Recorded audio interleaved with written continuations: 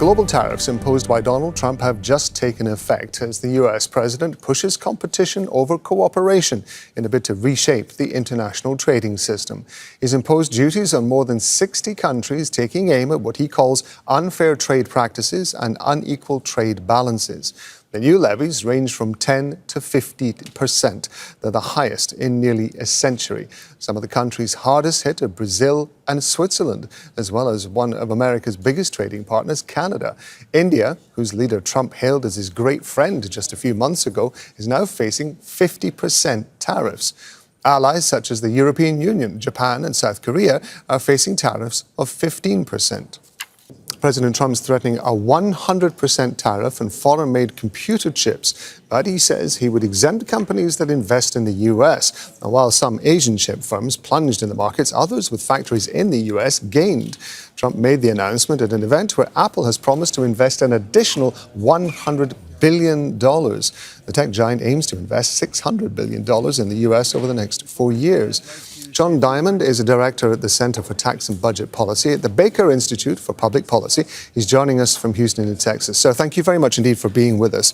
I appreciate this is a very complex topic to discuss, but in simple terms, if you don't mind, Donald Trump says that the main aim of this is to try and rebalance US trade with the rest of the world. Does the way that the Trump administration is using tariffs make sense to you?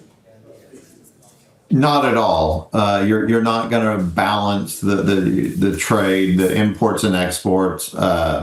You may see a reduction in imports, but you're also going to see a reduction in exports. And then also the way it's being applied across countries, whether they have a deficit or a surplus, doesn't really make sense either. So the policy up to this point, how it's been applied and why it's being applied just does not add up. The New York Times recently reported the tariffs are actually making money for the federal government. No matter how much of this is about raising cash for the US government and how much of it is about, as some critics would say, weaponizing trade.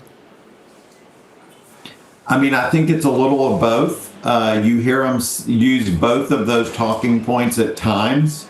And yes, we are going to raise a significant amount of tariff revenue, but let's be aware, even if you raise, say, $300 billion over the course of a year, that's going to be offset because that's money that comes out of other people's pockets. It's going to reduce other economic activity. And so about 25% of that will just be offset by lost income tax revenues. But yes, it will offset. You will raise revenues and it will offset some of the deficit spending. We heard in Barnaby Lowe's report one business owner who was considering moving into markets that he hadn't thought of before and partnerships with foreign governments that he hadn't considered before. Donald Trump, as I mentioned before, is intending to reshape global trade. Do you think there's a chance it's reshaping in a way that he hasn't quite seen the consequences of yet?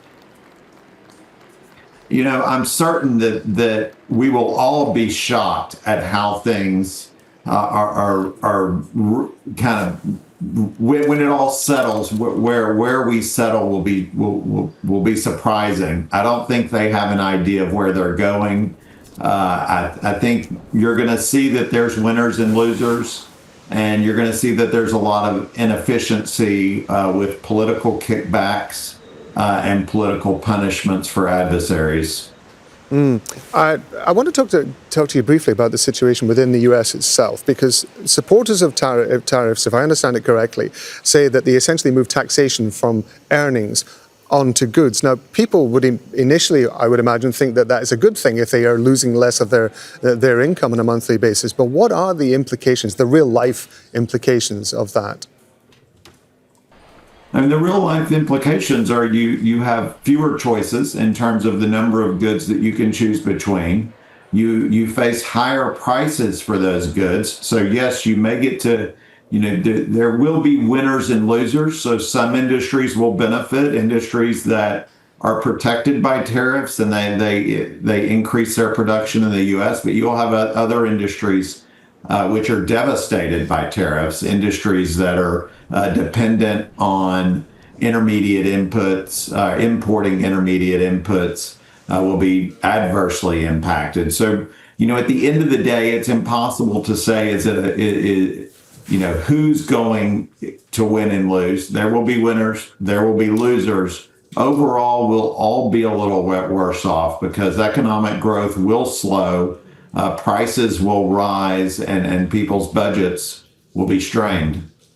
For those of us who've been watching this over the last few months or so, there is a sense that foreign governments around the world have been almost filled with indecent haste to try and find some sort of solution to the tariffs being imposed by Donald Trump, and seem to be, at least publicly, capitulating in many cases to what he wants. But is this a question of capitulation, or is this foreign governments essentially buying time to get some sort of stopgap in place so that they can then renegotiate trade deals with, again, other foreign partners that previously they wouldn't have considered?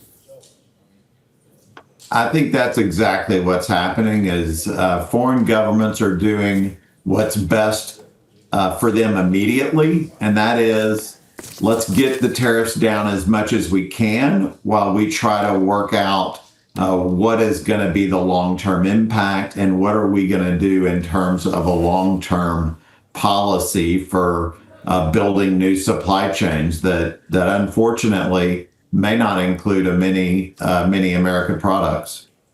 I really appreciate you giving us the benefit of your expertise in this and that analysis. John Diamond, thank you very much indeed for being with us. Thank you. Thank you for having me. Don't miss out. Get the full picture. Subscribe to Al Jazeera for reliable news and expert insights. Like, share, stay ahead.